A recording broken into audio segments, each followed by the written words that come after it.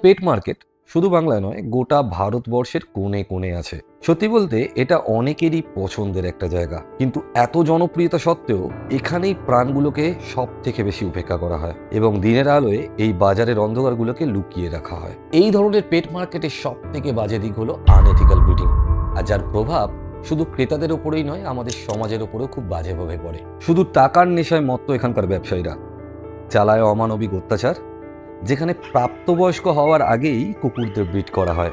এছাড়া force breeding, আনহাইজেনিকভাবে খাঁচাবন্দি করে রাখা, অবহেলার অপব্যবহার তো আছেই। আর এইভাবেই কুকুরগুলোর মেন্টাল এবং ফিজিক্যাল হেলথ উপেক্ষা করে এই নরকীয়তার পুনরাবৃত্তি চলে প্রতিনিয়ত।